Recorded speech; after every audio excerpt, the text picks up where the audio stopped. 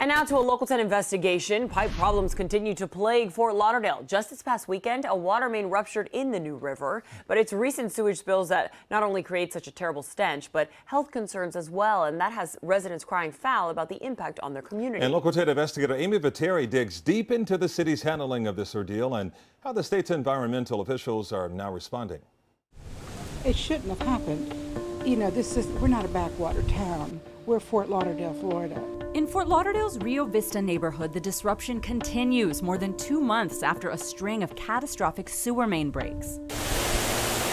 And this pouring into it hasn't stopped. Neighbor Carol Schmidlin still notices the smell after this moment on December 20th.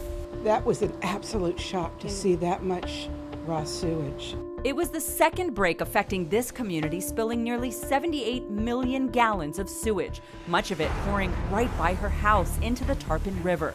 In all, the series of breaks impacting the city totaled the largest spill in Broward County history, 126.9 million gallons of raw sewage. The city's decision to pump the waste into the river in the immediate aftermath of the first break on December 10th has been a point of concern for many in the community. And then 2 or 3 days later, I walked out and there's actual raw sewage floating on the top of the Tarpon River. It's also been on the radar of the state's Department of Environmental Protection. Local 10 reviewed emails between city employees and the DEP. In January, an email from the assistant director of the DEP's Southeast District asked if the city could bring in more trucks to reduce the volume being discharged. The city explained this happened in a confined area and trucks were already at all available access points. And it was the right decision, choosing between two very bad options. 4 of the breaks happened on the same 54-inch sewer main. The volume of the spill left city leaders no choice but to divert it into the waterways. According to Commissioner Ben Sorensen, it was that or people's homes. And it's just horrible that when, we pride ourselves on being the Venice of America, and that we had to choose to pollute our waterways. But if you look, it is clearly dirty. And I see families having fun riding up and down the river, and I'm like, I'm thinking to myself, don't let that kid fall in. Neighbors like Ivan Diaz have serious concerns about the impact to the Tarpon, which runs right alongside their homes, as well as the lingering effect on wildlife. Emails reveal just how devastating the spills were in the days that followed. One update shows the city removed nearly 300 dead fish from the water in a 3-day period in December. The following day, more than 60 fish, along with an iguana and a seagull, were found dead. And the pattern continued into January in the Rio Vista area. On January 7th, the city pushed to lift the no recreation advisory for the Himmershey Canal after the required 2 days of passing water sampling results. You understand their concerns. 100%. 100%.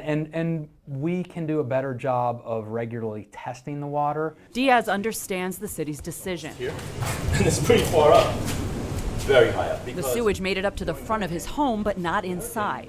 Thank goodness. However, these houses are old. I don't know what's going on underneath.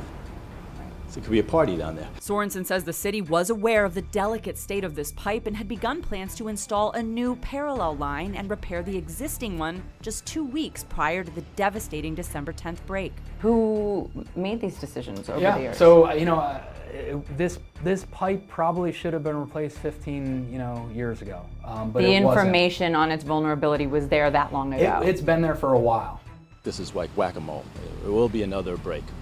It just common sense will tell you it's going to happen again.